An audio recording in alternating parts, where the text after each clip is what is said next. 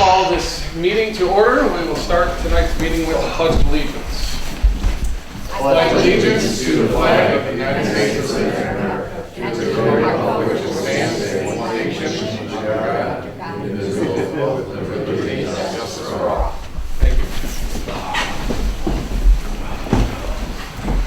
Okay.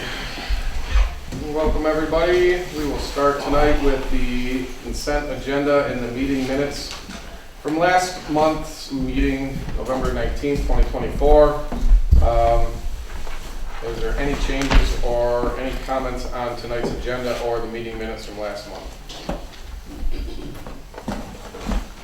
Okay. Nothing being heard. Can I get a motion to approve the consent agenda? I'll make a motion to approve the agenda from last month. I'll second that. Motion. November 19th. A motion and a second to approve tonight's agenda and the meeting minutes. All in favor, say aye. Aye. All opposed? Carried. Thank you. Okay, the next thing on tonight's agenda is a time for citizen comments. This would be citizens wishing to address the Planning Commission on business other than the items listed tonight on tonight's agenda. Yes, sir. Yeah. Mr. Chair, Joe Stevens, Township Supervisor. I'd like to introduce Mr. Bill Johnson. The board, I appointed and the board approved him. He will take Keith Telto's spot. This is his final meeting. His term ends at midnight on December 31st. And Mr. Johnson, he wants to get involved. He's a somewhat new resident to the township and is wanting to jump in here. So he'll be taking Mr. Telto's spot, who served for nearly 11 years. Very high distinction. Excellent. Excellent. Thank you. Welcome. I look forward to working with you. Any other citizen comments? Okay. We will move on. The next item on the agenda is communications.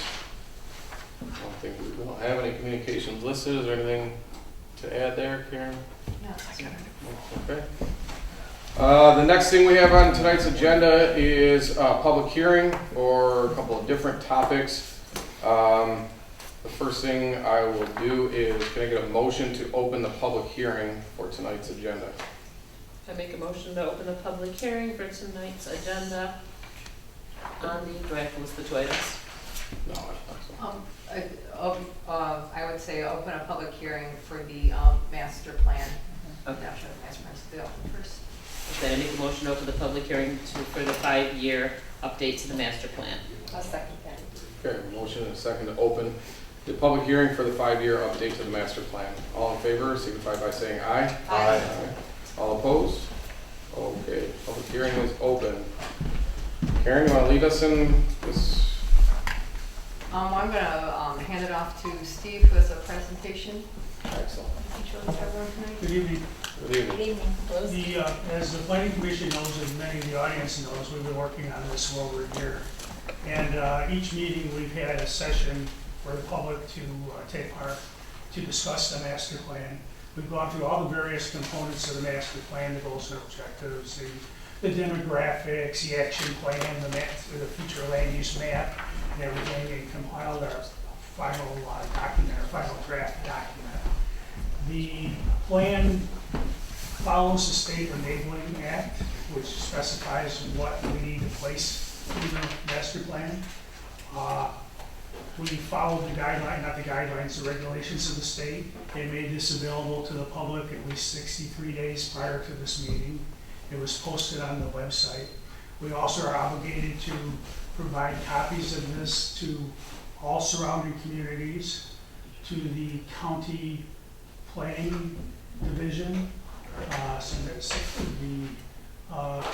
and also to SEMCOG, Southeast Michigan Council of Governments. To my knowledge, we've received no comments back, either for or against. The township board invited me to attend their meeting a few months back and asked that I give them a brief update of the master planning process. Several of the members had some good suggestions, and those suggestions have been incorporated. It's along with yours in previous meetings. So what you have in front of you is a document that meets not only state code, meets our needs to my knowledge, and also respects the comments of the township board and the planning commission. The plan itself is broken down into several components: an introduction, the community snapshot with the demographics of the township, updated to 2020, at least 2020 US Census data. There's a section on transportation mobility, there's a section on our existing land use. Our goals and policies are there, our future land use map is there and updated, and that's the one, the older copy, the previous copy is on the right behind you. And then we have the zoning plan and the implementation portion, which talks about our action plan and what we plan to accomplish. I'm not going to go through the components. Like I said, it's been available, but you can just kind of thumb through the document. I will. The community snapshot talks about location, history, land uses in adjacent communities. Talks about the county master plan. The county just adopted the new master plan in 2023. And our master plan kind of follows that in terms of density. They look at higher density areas and then lower density farmland. Our population over the last 10 years actually declined just a little bit, and it's expected to decline a little bit more over the next 10 years. Household size, however, is also declined, which is to be expected. Age characteristics, our average age is 43.1 years. I'm sorry, it's 41, which just decreased from 2010. So we're actually getting younger, which is surprising, even though our population per household has increased. The biggest increase in population race is in multiracial people. That was the biggest increase, but we are predominantly, as you can see on the chart up there, most of our residents, nearly 90% are white. Our educational attainment is fairly high. Average high school graduate, we have 90% of our residents that have graduated from high school, and 30% of our residents have bachelor and graduate degrees, which is higher than that of St. Clair County and Michigan as a whole. We talked a little bit about, we'll go back and talk about where our residents are employed. It's mostly manufacturing and construction, but retail trade is a big one too. Household income. Our household income here in Casco Township is $80,781 as estimated in 2021, which is $17,000 higher than the state of Michigan and $18,000 higher than St. Clair County. So we're more affluent community than our surrounding community is. Talked a little bit about traffic accidents, where they occurred. No surprises on County Line and Marine City Highway. Community facilities, we listed community facilities, parks and recs, talked about our parks. In order to get a good understanding where developments could occur, the plan looks at soils, farmland, farmlands, wetlands. All this information is available for the public to look at and be making, development decisions in the future. And for the planning commission, township board to look at when they look at whether they should grant rezonings or site plan approvals, that kind of thing. Talk about floodplains, woodlands, are all available. Transportation mobility, we're required to look at our transportation system, our roadway, and we're basically a car society here. We talk a little bit about our roads. You can see in this map, Casco Township has two major roads, two what we call primary or principal arterials. And that is 26 Mile and then Marine City Highway, and then up on St. Clair Highway. We talked a little bit about access management. Access management is controlling curb access from driveways onto the street. And there's some goals and objectives in here. So when the planning commission looks at future development, they'll be able to more adequately judge if 1, 2, 3, or 4 driveways would be suitable. Complete streets is something that the state requires us to look at. And what complete streets means is it means that streets are for the use of all users, all users, we're not just cars anymore.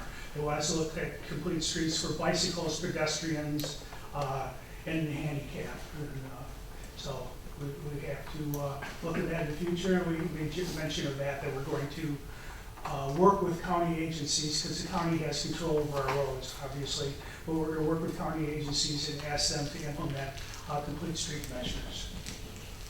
And again, that's a requirement by the state of Michigan.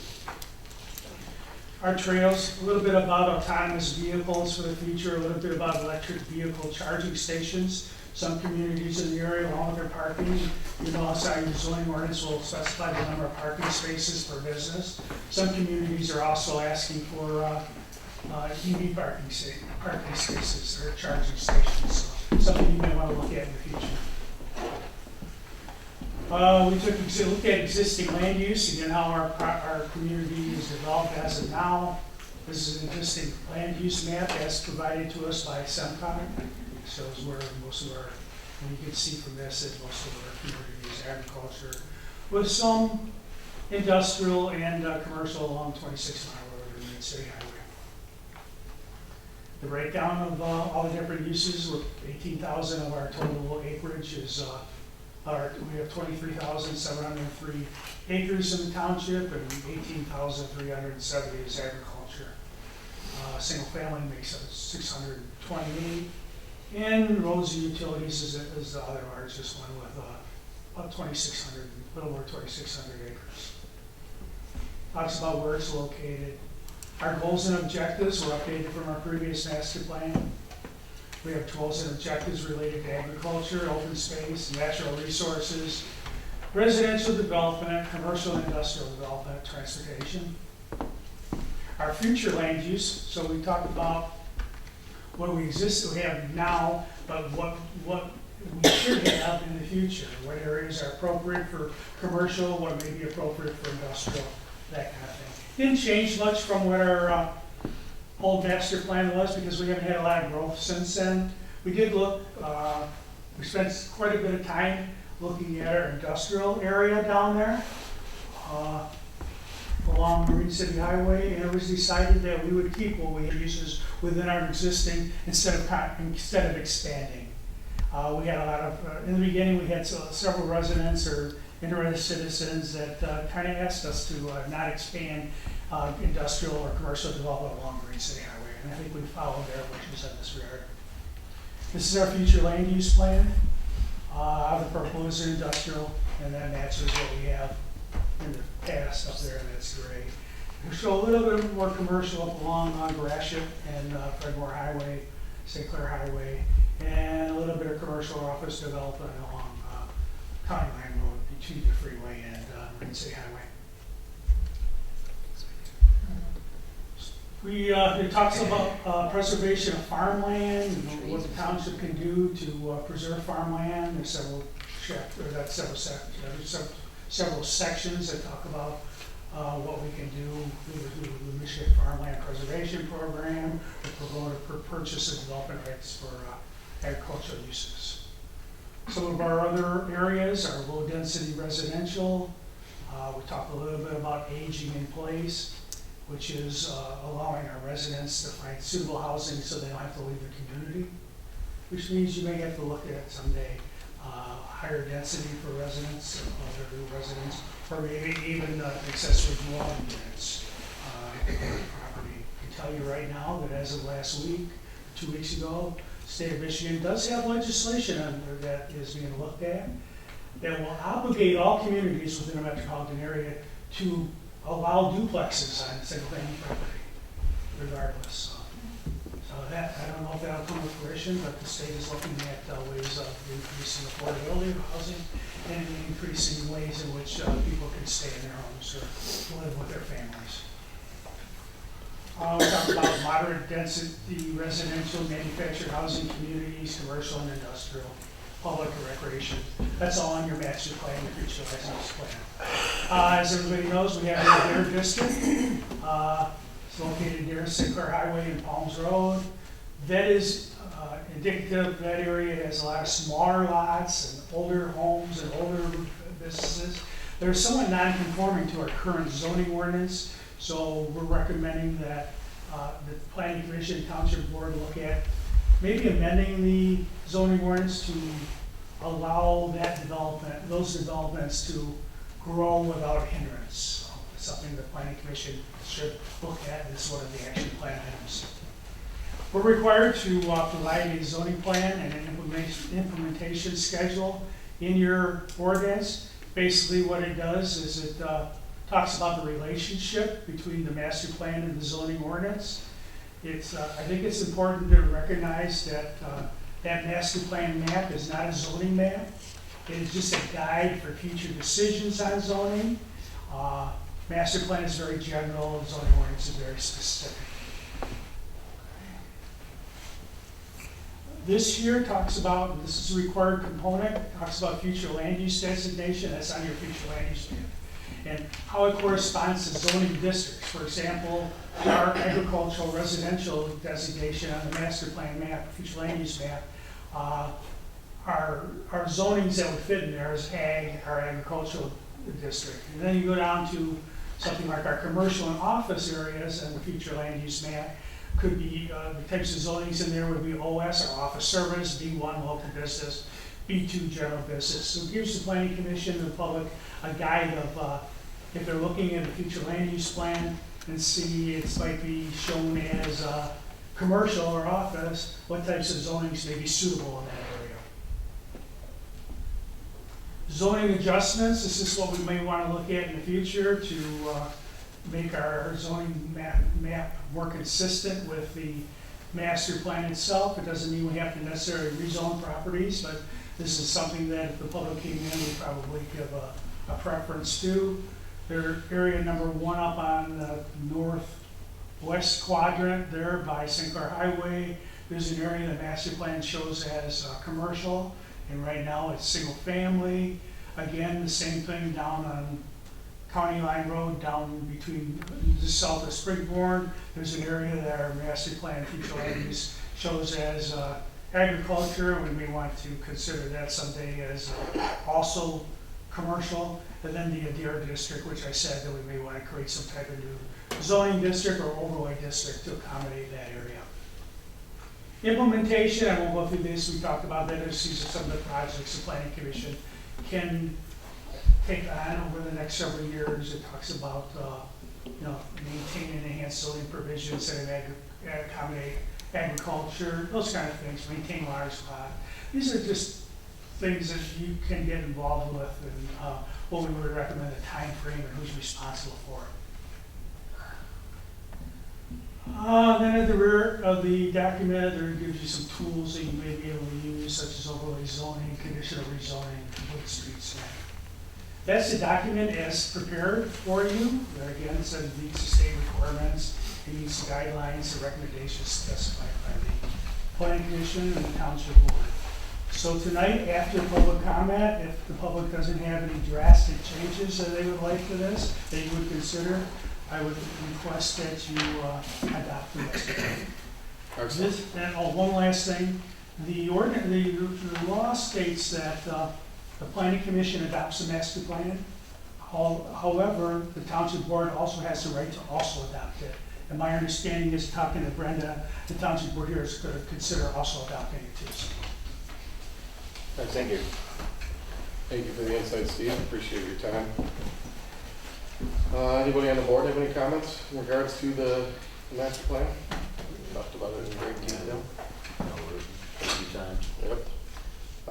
Anybody from the audience like to comment on the 5-year update to the master plan?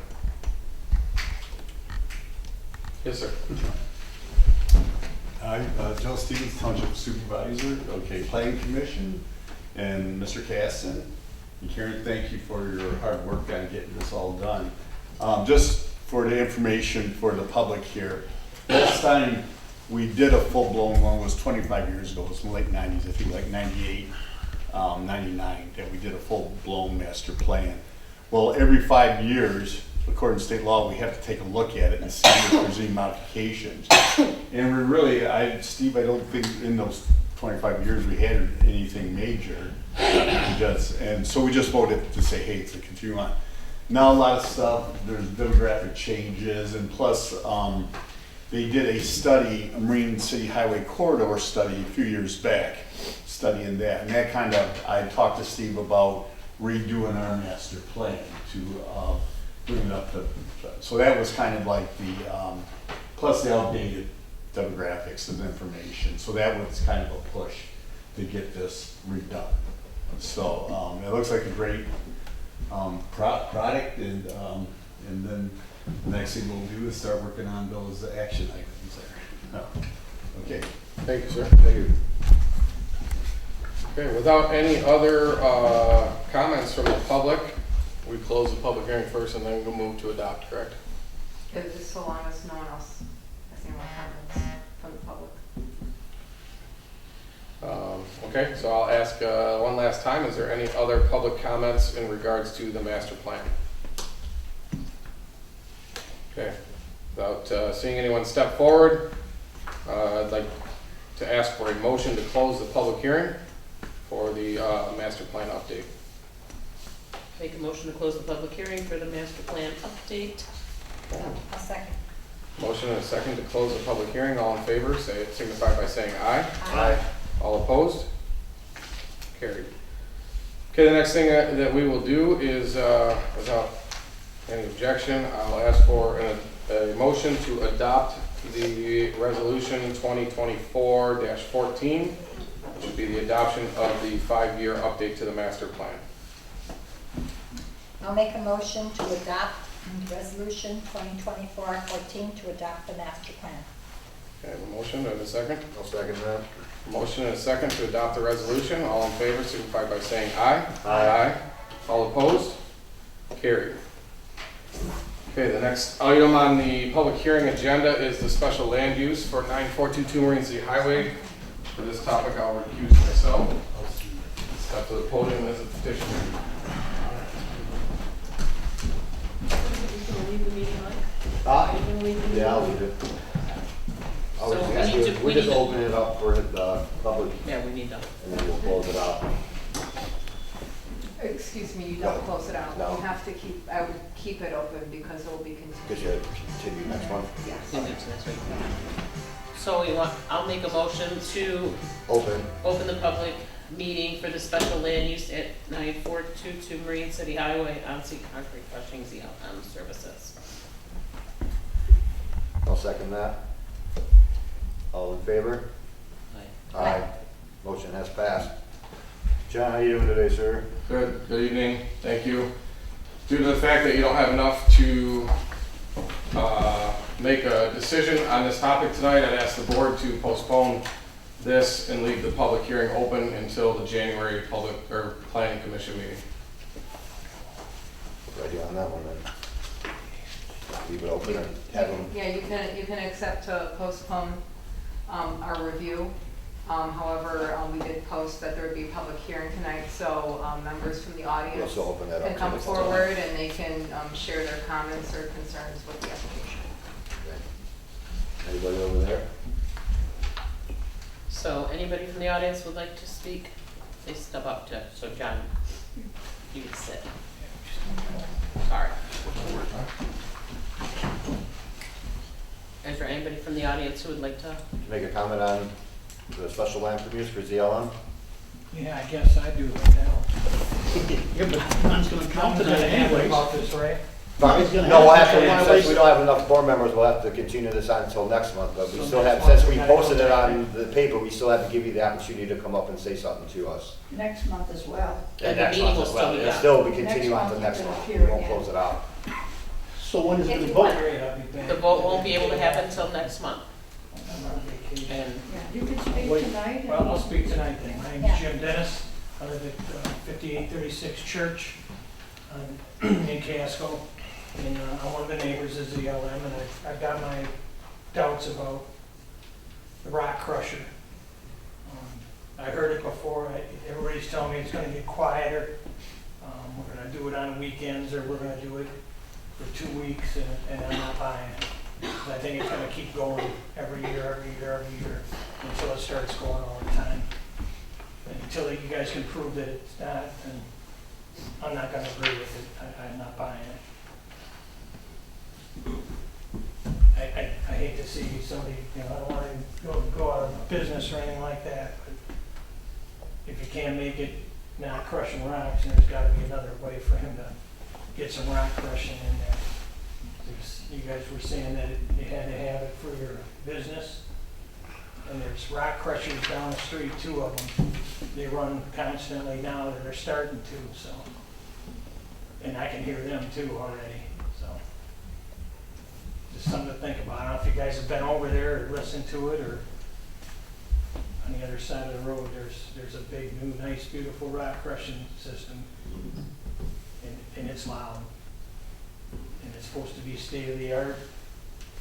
I don't know. That's all I gotta say today. I guess we'll be back in a month. All right, well, thank you, sir.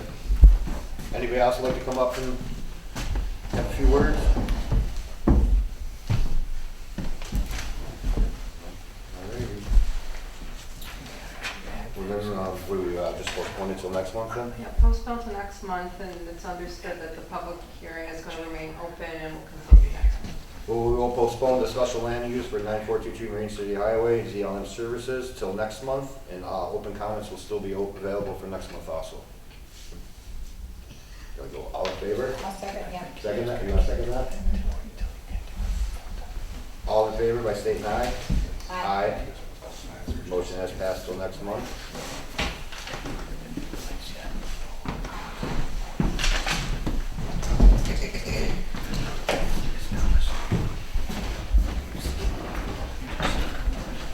Okay, moving on. Next item on the agenda is unfinished business, the renewable energy ordinance. Do you want to touch on any updates to that? Sure, so I know last month you guys received some information, kind of a breakdown of the different routes you could go, whether you could choose to adopt a CREO, which would be compatible with what the state legislation is, to just defer all applicants to the state, or adopt a workable ordinance, or maintain what you currently have. And I was just wondering, after looking at having another month to digest some of that information, if the planning commission felt any clearer about which direction they may want to go. One of your neighbors is exploring a workable ordinance. I'd say the one thing I probably wouldn't recommend is keeping your current ordinance and hoping that, and planning to use that if a developer were to come through. There's a lot of items it doesn't cover, such as an emergency plan, a fire response plan, a more detailed decommissioning plan. I guess I'm waiting to hear from you what direction you guys would like to go. You know, some communities are opting just to let the state of Michigan handle these developments, because essentially the state of Michigan is telling communities that this is what they'd like to see. But as a community, you still do have the option to develop a workable ordinance. It is optional for developers. They don't have to go through it, but if they were, it would save them a lot of time in determining whether or not a local community would approve it. So. Well, even if you put ordinances in place, the state of Michigan still can overturn us, so ordinances kind of don't really take effect anyway, right? They could, if you adopt a workable ordinance, if a developer went directly to the state, it could take them up to a year to get a response, whereas if it's a local community, you guys have to respond within 3 months. Gotcha. So it could speed up the process for them. And if you adopt a workable ordinance, you could still maintain or still be able to address certain concerns you might have with development. You know, right now for the state guidelines, you can be 50 feet away from certain property lines for some of these developments, or 300 feet from the nearest outer wall. You guys could, set your own standards for what setbacks you would like to see to help protect neighboring properties. And a developer might look at that and they might decide that that's something they can work with. You know, it's kind of the art of trying to figure out what's workable and how far are you moving where they would probably just go to the state. But I'm just curious if you guys had a better idea at what point or what direction you'd like to go to so we can start working on something. At the moment, if someone wanted to build something in Casco, they would contact Casco and ask, do you guys have a compatible ordinance? You guys would have to say no. And they have the option of either working with what you currently have, which I'd say is it's a bit bare bones compared to even what the state has in certain aspects, or they could go directly to the state. If you develop a workable ordinance, you could incorporate more safeguards, I would say, while still maybe keeping some of the standards that you do have in your current ordinance, but just make it a bit more updated and a bit more modern. What option gives you the most money per megawatt? But I know it's not only about money, but technically a Creo would, but you have to, you're also hoping that either the entire development is totally within Casco, and you guys, you know, and if you guys were to adopt a Creo, but if you guys adopt a Creo, and let's say part of this capacity renewable energy system, if part of it's in another community that doesn't have a Creo, it automatically kicks back to the state, and so the state has to review it.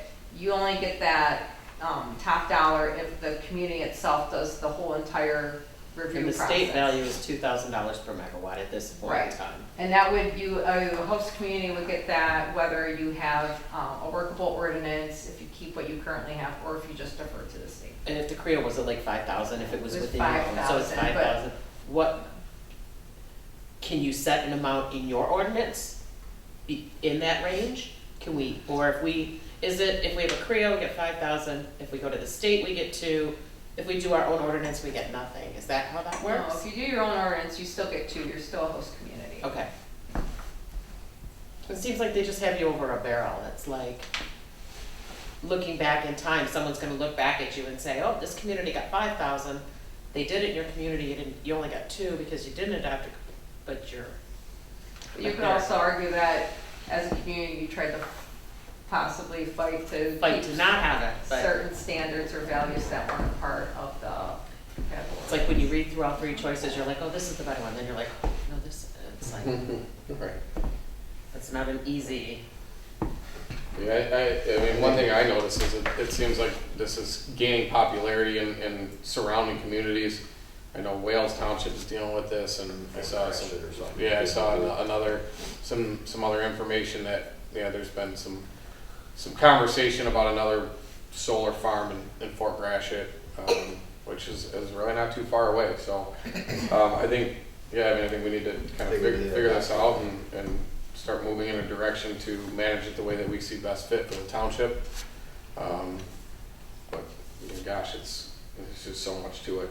So if we do our own, then we can go in between the 2,000 and the 5,000 if we No, wanted it's to. just the 2,000. Just the 2,000. It would be the 500 megawatt and up.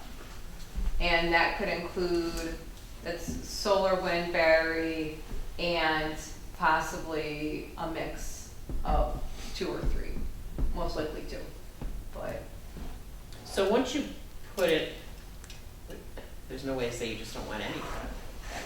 Right. Not that you could do that. So if we stick with only what we have, Which it is just very leaves minimum. it just leaves too many holes open. if you So at the minimal, we need to upgrade what we have. I would say upgrade what you have and also adopt battery storage, because you guys don't have anything on battery storage. So in theory, if a developer wanted to do any kind of battery storage in Casco, they would go directly to the state. They wouldn't have an option to Even come to us because we have nothing. But if we do a Creo, which would give us the most funds, if it did happen, that kind of like opens you up to, it seems from what I read in here, that you have a Creo on your books, all of a sudden they're like, oh, you want it to come to you. It's kind of how it And maybe I read that wrong, but it felt more like, But is there a lot of space here in Casco where we have to worry about having a Creo? I think the biggest concern is that they can just use a small parcel of land in Casco and then into other neighboring communities to make one larger development. So they don't need all the space in one area, right? Right, it can be, you know, this nameplate capacity can be spread out from what I understand through multiple communities under, you know, it might be 5 acres here, 10 acres here, maybe 3 acres here, and so on and so forth. And if it's all tying into the same system, that could be all blanketed as, well, all together, all these little bits and pieces come up to this 50 megawatt capacity. So, you know, I think originally we were all thinking, oh, you're gonna need, you know, contiguous acreage of, you know, it's not continuous. it doesn't have to be that way. So, That changes everything. yeah. I think we at least need to update what we have on our books. Yeah. If we don't wanna go all the way to a Creo, then we need at least, so how do we begin that process? Would you present us with the changes we need to make that you feel would bring us compatible with? Yeah, I can take a look at what we currently have, and I can highlight some of those areas where I think we definitely need language to address this stuff, such as the emergency response plans, fire response, Battery storage. decommissioning, and definitely battery storage. And with battery storage, we should also address, and got a pamphlet right there, but they do talk about, communities also need to address the small and medium and large battery storage under this 50 megawatt development. Do we know what our exact adjoining communities are doing? Like, Well, China's I working remember China's working on a workable ordinance. okay, Um, Hers doing nothing.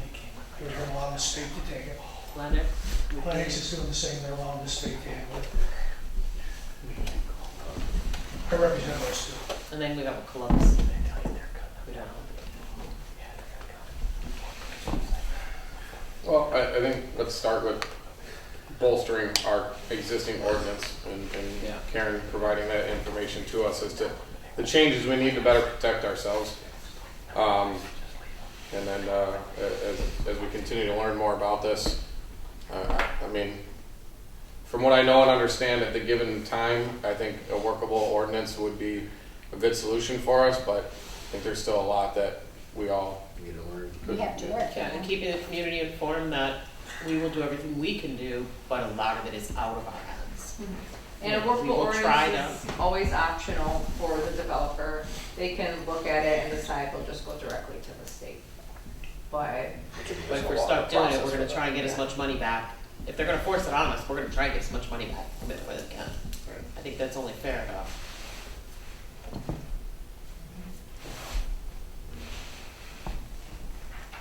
All right.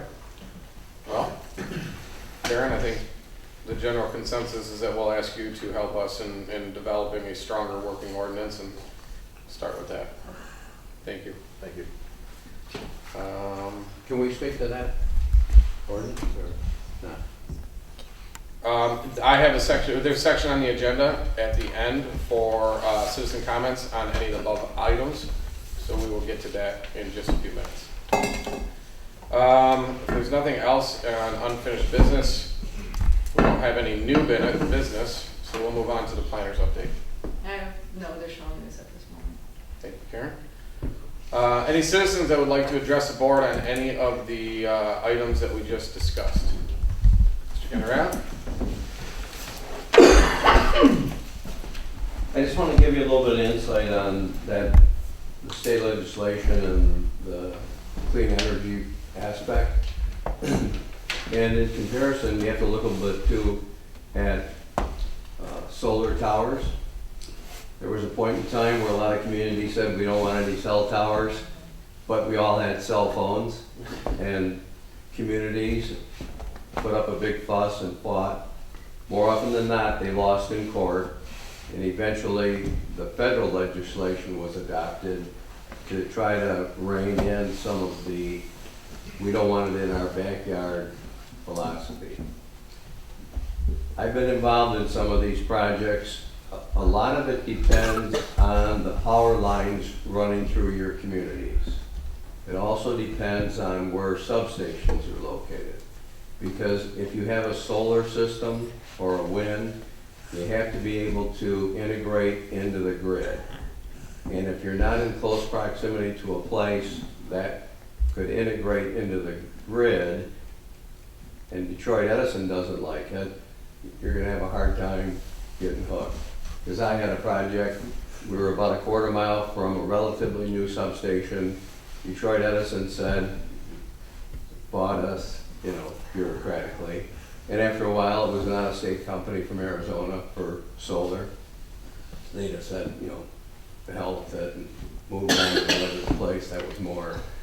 And in my discussions with Edison, this was like about a 50-acre piece. Edison said, we only want 400-acre pieces.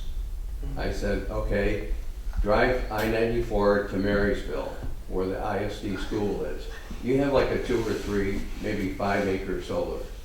Take M14 to Ann Arbor. You got a 10, 15-acre piece. Now, my son lives on the west side of the state. If you drive I-94 into Kalamazoo County and west, there's a lot of the farms along the freeway that are turning to solar farms. And I've talked to some farmers, they're figuring out a way, if you have it at a right elevation, that you'll be able to grow alfalfa under the panels, harvest it underneath with conveyors.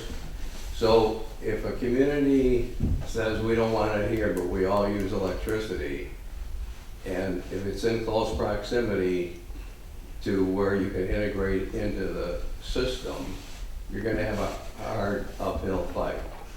And part of the discussion tonight was with reference to batteries. From my perspective, the battery companies, some want significant acreage, some just want 4 or 5. But there's no battery places that have been put in place, but they're they just sit there. It's kind of like looking at a container. And basically the idea behind that battery system is when they're producing power up on the St. Clair River at night and nobody's using it, the batteries will be recharged, and during the day, especially in the summer, when people have air conditioning running, it'll take the juice out of the batteries into the system. So if you want clean energy, you gotta participate in the program, because if all the communities say we don't want it, the state's gonna take it over, or the feds are, and you're gonna get it no matter what, and wherever you want it. And then it's the same way with like cell towers. A lot of places, if you look at different ordinances, the priorities are on municipal properties. A few years ago, I was involved in some in Fraser. Every cell tower at that time in the city of Fraser was on municipal or school property because they wanted the revenue. Sure. And then they fought the private sector, people that own private property, who were going to have leases. So I think you have to keep a wide perspective on what transpires. And it's good to get the revenue, but they're not going to be in every spot.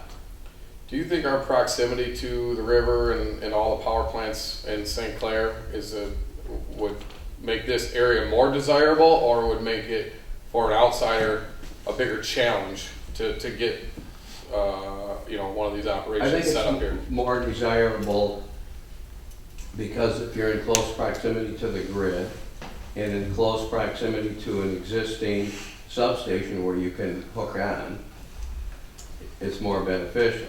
Where's our closest? But if you, say, went west, like towards Pontiac, there's benefits over that way because they don't have any generation facilities. All the generation facilities are over here. It's just like north of Port here in Greenwood Township. Edison built places there 40 years ago, and they bought up most of that township to build more places because they were gonna build a nuclear plant there and bring water in for their cooling station from Lake Huron. They did some of it, but they never built the nuclear plant, so. The energy companies look down the road quite a ways, and it's just like years ago on the St. Clair River, all the plants were burning coal. Well, no, I don't think any of them burn coal now. And it was coming from the Dakotas, which was a relatively cleaner coal than what was coming from Appalachia. So that's just, you know, my insight. Where are our closest substations? Like, do we have substations within Casco? I think so. I couldn't tell you specifically, but I think there are. I mean, we're in close proximity to the same like power plants. That's Yeah, I what knew that was one, my but I just didn't know if we thought. had anything big in Right. Casco. See, then like if you go over on M53 by Romeo, Mhm. there's all kinds of substations right there along the M53 freeway. And obviously there must be a lot of consumption of electricity because that's why Edison built them over there. Sure. Thank you. Thank you, sir. Thank you. Appreciate your insight. Any other citizens that would like to address the board on any of tonight's agenda items? Okay. Next item on the agenda is the commission comments. Gina, you got anything there? No, Nothing? That's everything, right? We don't have any other representation. There's nothing else from our side. I will ask for a motion to adjourn tonight's meeting. I'll make a motion to adjourn the meeting on Tuesday, December 17th, 2024. Thank you, Gina. A Second motion, that. motion and a second. All approve, or all in favor, signify by saying aye. Aye. All opposed? Adjourn. Thank you, folks.